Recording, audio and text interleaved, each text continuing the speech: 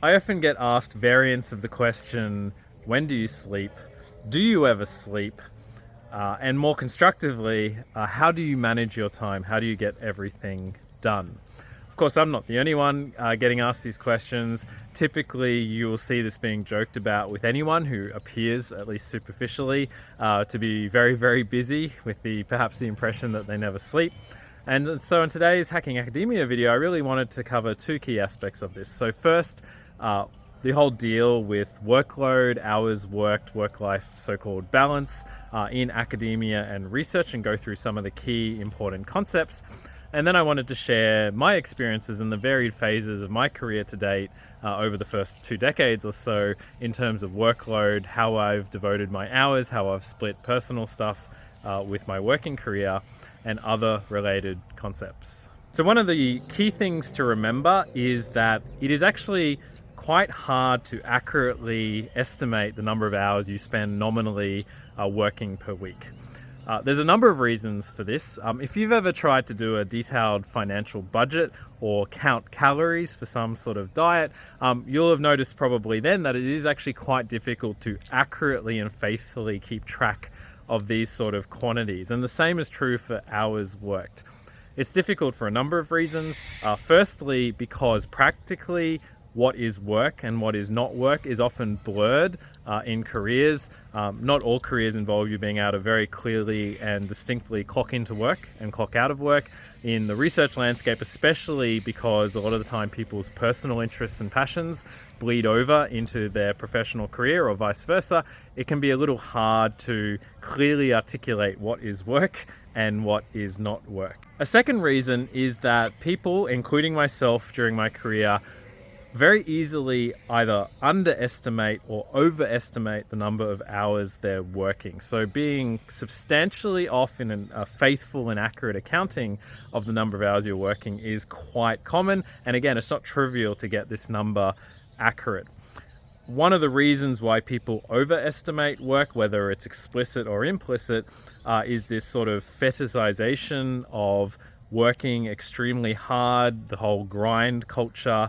And this has made its way into parts of academia, and there are certain subsets of academics and researchers who really pride themselves on working seemingly superhuman hours. And sometimes they are actually literally working these hours, and sometimes it is exaggerated all as part of this, I guess, gesture or storytelling exercise. But it's also easy for academics and researchers to underestimate the number of hours they work a week.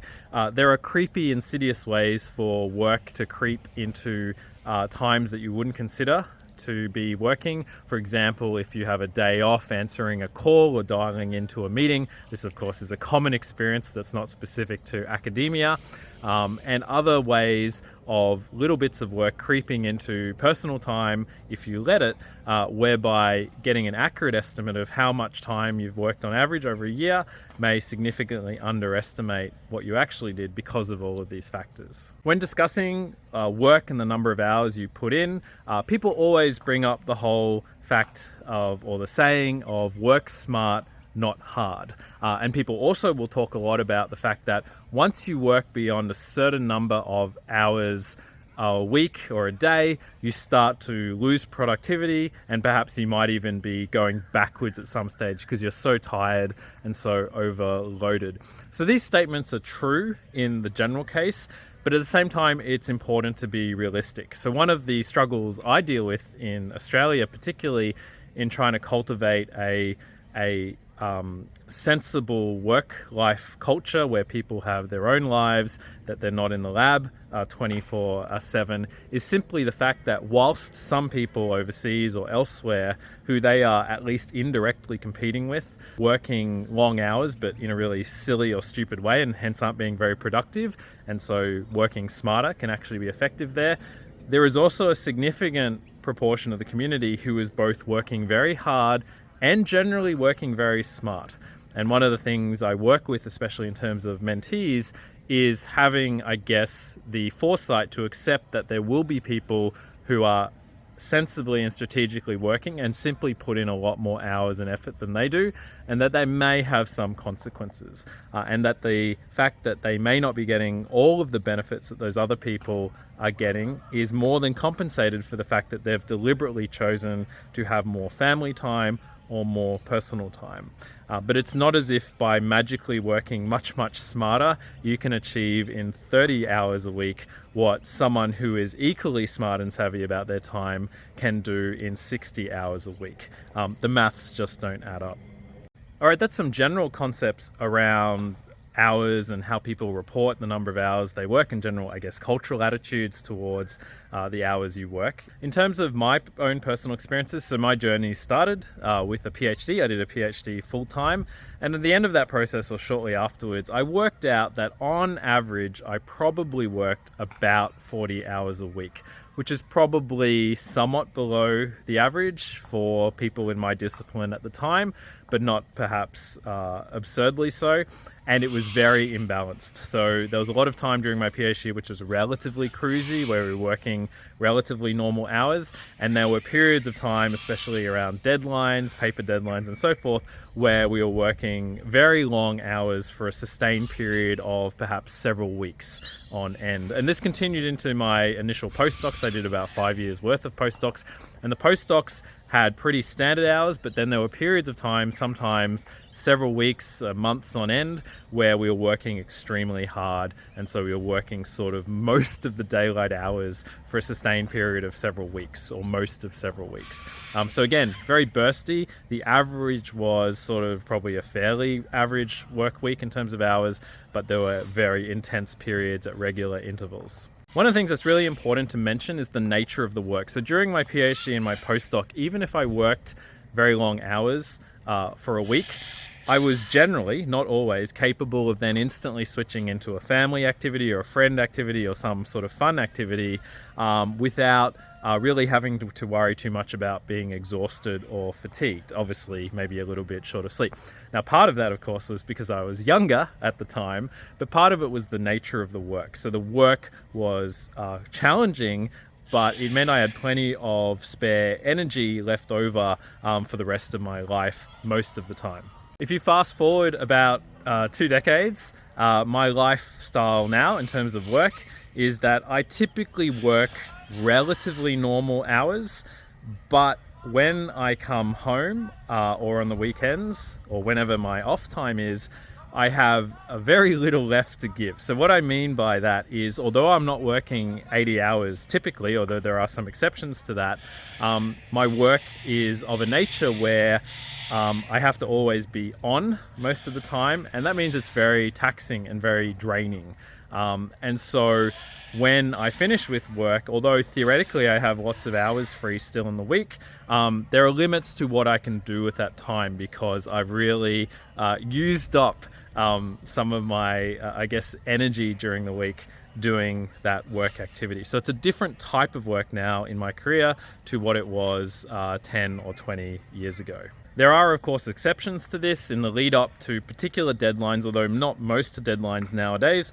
We will work substantially longer weeks, and a regular exception is work travel. So if I'm at an international conference, often for the week, for the 3, 4 or 5 days, my days will be starting work-related at 8 a.m. and finishing work-related anywhere from 10 p.m. to after midnight. Obviously, some aspect of that is work socialization, having breakfast with colleagues, but nevertheless, it's a 12, 14-hour day repeated on top of jet lag and other factors, and so you're working very intensely. And partly the work back home generally doesn't stop when you're traveling, and so you're also trying to keep up at least somewhat with that, especially if you have any sort of leadership position. So to the phrase that started this, which is, do you ever sleep? When do you sleep? And other similar statements. I'm able to do whatever I do because of a number of factors. So the first is I am fortunate at the moment to be surrounded by an amazing team, an amazing set of collaborators, which means that so much of what I am associated with does not critically depend on me, or does not always critically depend on me. And so in my case, these could be people I work with in our center, it could be people in our own research team, it could be collaborators. And so it's sort of like a force multiplier. We are able to achieve a lot collaboratively, which is much more than obviously I could do by myself. So working with amazing people, becoming interdependent, which is a really important word, with amazing people is a key part of this. A second key element of this, and I talk about this in some of my mentoring and coaching talks, is that there are some things that I do a lot of on a regular basis where I may be a lot faster at doing that task than others may sort of naively expect. So for example, I do a lot of online engagement through social media and other avenues, and I have got to the stage, just through practice basically, where I can be relatively quick in doing this on a regular basis in a way that someone who perhaps has only done this in an ad hoc manner every now and then might literally be 5 or 10 times slower. So some subset of the activities I'm doing, I am very, very fast at. Of course, there are lots of things that I suck at, and I try to minimize how much I'm doing those activities and find other workarounds. But there is a subset of things where I would be considered surprisingly fast at doing it. Some other skills that I found have been very important in terms of being as effective as you can with your time. One is capping time investments. So a lot of the activities you do, especially as you become more senior, you don't have the luxury and you don't really need to spend inordinate amounts of time perfecting it. You can work backwards from a set time and effort budget and make sure that you do the best outcome that you can with that capped investment in time and energy. And this is the approach we would use for lots of activities where you don't have to invent Nobel Prize winning future research. You just need to get something done competently and adequately. So capping time investments and having the discipline to stick to it is very important. Another key skill that is useful is time estimation. This is very, very hard because people generally woefully underestimate the amount of time it takes to do something, but you can't compensate by just being really pessimistic all the time, because then you would plan to do almost nothing because you just assume everything takes forever. So being able to accurately and realistically, but not overly pessimistically or optimistically, estimate how long it will take you to do various things, and then how to prioritize things, how to order things, is a critical part of getting as much done with the limited time you have in a week. Another thing you can do, and one of the most important things you can do, is try and protect your time and your diary from non-time effective tasks as much as possible. So things like meetings get a really bad reputation for this, and obviously you should try to minimize the number of meetings that aren't critical. And if you've seen videos from people like Warren Buffett, they talk about the fact that everyone has the same number of hours per week, whether you're a billionaire or a starting graduate student. And so time is one of the most precious resources you have and that you can protect. And one of the most effective ways to do this is to prioritize at least a significant fraction of your activities being ones where you can get it done in an arbitrary period of time, rather than activities where you have to rigidly commit 5 hours or 10 hours and there's no ability to shorten that activity. Now, you won't always be able to achieve this. Some things like courses, some things like meetings, you will just have to commit the time. But there's a range of other activities where you can sort of prioritize things such that you are looking for an outcome rather than a fixed time commitment.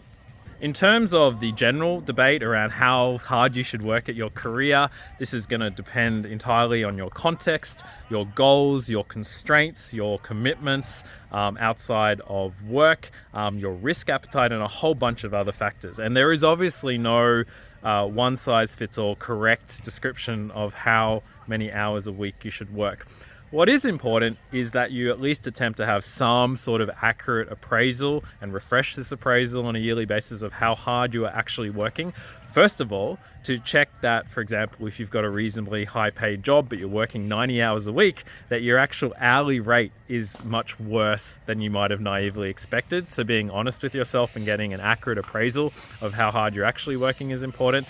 And then sitting back and deciding, is this actually what I want to be doing? Am I getting the sort of reward that I intended for this many hours of work that I'm putting into work? Or did I just sort of automatically slide into doing so? And I've never really consciously decided or deliberated on whether I want to step back from this and sort of do a new fresh take on how hard I work and how many hours I put in a week. There's nothing wrong with working incredibly hard, long hours, and indeed technological advances in society probably needs at least some people to do this for some stages of their life. At the same time, you can do a lot of psychological and family and relationship damage if you just do this by default all of the time, especially if you're not aware of it. So awareness is key, and then being content and happy with whatever you choose to do.